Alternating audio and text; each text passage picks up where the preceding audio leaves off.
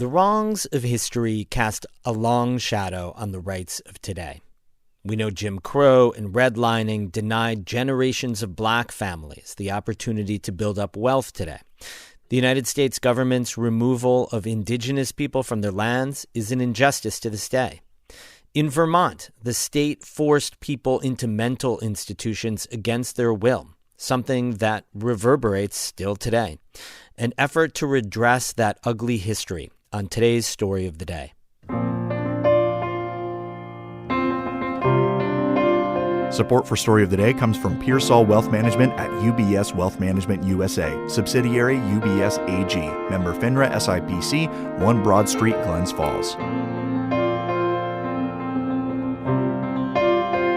Hey, I'm David Sommerstein. It's Monday, July 3rd. First up, air quality is better now after a few smoky days from the wildfires in Quebec. Officials say New Yorkers should prepare for more of that, on and off all summer until the fall. That means regularly checking air quality conditions before you head outside. Karen DeWitt reports. Twice during the month of June, state health officials have had to issue alerts about unhealthy air quality caused by smoke from the unusually large number of Canadian wildfires. Those fires continue to burn, and Governor Kathy Hochul at a recent briefing says the smoke will return periodically. The reality is this is going to be the new normal for New York. And until these wildfires are under control and we're doing our best to help them, we can expect that there'll be intervals, episodes based on the wind shifts. Hochul says it's difficult to predict exactly when the smoky northern air will spread into the state and how long it will last.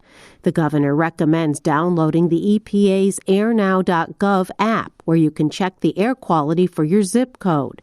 The state's Department of Environmental Conservation website is also monitoring air quality levels. And state officials plan to get the word out in the coming days and weeks through message boards on major highways and cell phone text alerts.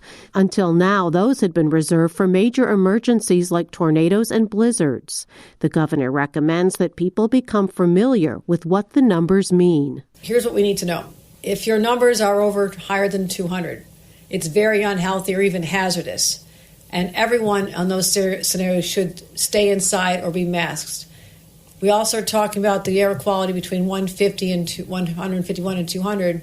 That is the red zone on our map, and everyone will be impacted. She says when the air quality is coded red, then everyone needs to limit their time outdoors. And she says as much as New Yorkers are sick of them, it's time to get those high-quality masks back out of the drawer and put them on. When the air quality is between 100 and 150, people in sensitive groups need to take precautions. Those include people with lung and heart issues, pregnant people, and small children. Hochul and health officials say the most important thing you can do to cope with the periodic smoke is to monitor your own symptoms. A runny nose, cough, or watery eyes is the body's way of trying to reject the toxins from the fires that are entering people's lungs. If you don't feel well, they say, go inside.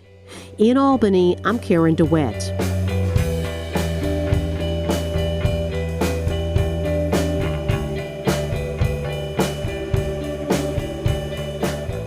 The state of Vermont is taking a hard look at the impact of its history of eugenics policies. Those were laws in the early 1900s, sanctioning the forced institutionalization of thousands of people who officials deemed, quote, mentally deficient. Now, a century later, Vermont is starting an independent commission to examine the impact of intergenerational trauma from those policies and to make new policy recommendations. Monica Sandreski has more. From the late 1800s to the 1940s, scientists and leaders in Europe and North America perpetuated the immoral theory of racially improving humans through planned breeding and sterilization. New York ran a eugenics research institution on Long Island, and Vermont's state-sanctioned eugenics rules targeted people who were poor, physically and intellectually disabled, mixed race, and part of the indigenous Abenaki Nation. They were classified as gypsies and pirates and river rats and defectives. Patrick Standen is a philosopher at St. Michael's College in Vermont and a disability rights advocate. And then these organizations like the Children's Aid Society or the University of Vermont or the Medical Center would come in under the guise of children's welfare or the betterment of the state or community, and then institutionalize people or forcibly sterilize them. The damage was far-reaching. The state deemed thousands of people as feeble-minded and mentally deficient.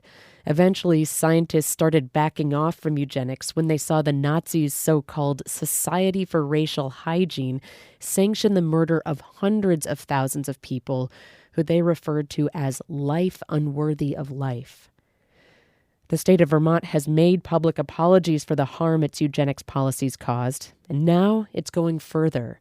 The legislature is empowering Standen and 2 other commissioners to lead an independent Truth and Reconciliation Commission, similar to that of post-apartheid South Africa. One doesn't go in with with any kind of lightness. It's a kind of seriousness of purposeness. You go in with a real sort of humble sense of responsibility. Standen says they're eager to hear from families who have been impacted by Vermont's eugenics policies, but he expects people to be hesitant to share. The Abenaki and others who have been traditionally discriminated against and suffered some of these injustices by the very institution that we represent, the state of Vermont, it's going to be a hard sell. There's a degree of mistrust there that's going to have to be addressed and overcome, and rightly so. The burden of creating the conditions of trust lies on us. Vermont is still in the early stages of forming the commission. The other 2 commissioners are Melody Walker-Mackin of the Elnu Abenaki tribe and Mia Schultz, president of the Rutland Area NAACP. They have a budget of $750,000 every year for 3 years. And their task is to research the extent of the intergenerational trauma and make policy recommendations to the state. Standen says the racism and ableism that fueled eugenics didn't end in the 1940s, though. A lot of those hierarchies of humankind still haunt policymaking.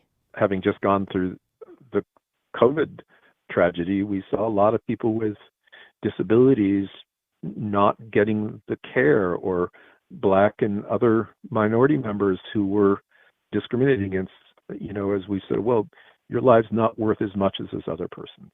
And so in a way, eugenics is just a manifestation of that deeper set of prejudices that are still with us today, just in a different format. Ultimately, Standen is hopeful the commission will consider reparations for families and recommend the state integrate their research into public school curriculum to prevent racialized violence in the future. Monica Sandreski, North Country Public Radio.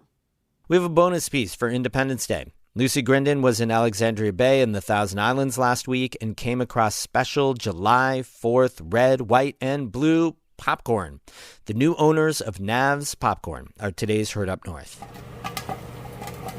I'm Griffin Whitty, better known as Griff.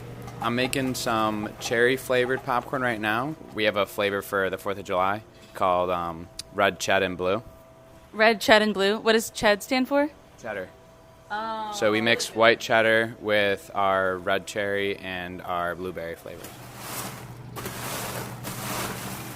So you just got to move it around a little bit here and there, and eventually it hardens up enough as individual popcorns where we can dump it into a bin.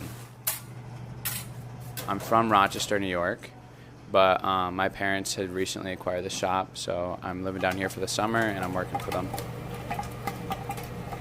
My name is Missy Whipple. My husband Ben and I bought the business this past year. I have a lot of fun popping popcorn and selling popcorn and all things popcorn here, so we're having a good time. Hi. That's Lily. She's the youngest. Uh-huh. So she's growing up in a popcorn store. It's such a fun type of business. So much fun. It doesn't feel like work. What's the most fun thing about it, or what do you enjoy about it? Talking to people, giving samples. I mean, who's not happy when they're buying popcorn? That was Griffin Whitty and Missy Whipple from Nav's Popcorn in Alexandria Bay. Lucy Grindon produced this Heard Up North. Northern Light and Story of the Day will be off for the holiday tomorrow, back on Wednesday. You can always find up-to-date news all the time on our website, ncpr.org. Music today by Adrian Carr of Plattsburgh and Hart, Cox, and Legros of Malone. Have a great July 4th. I'm David Summerstein, North Country Public Radio.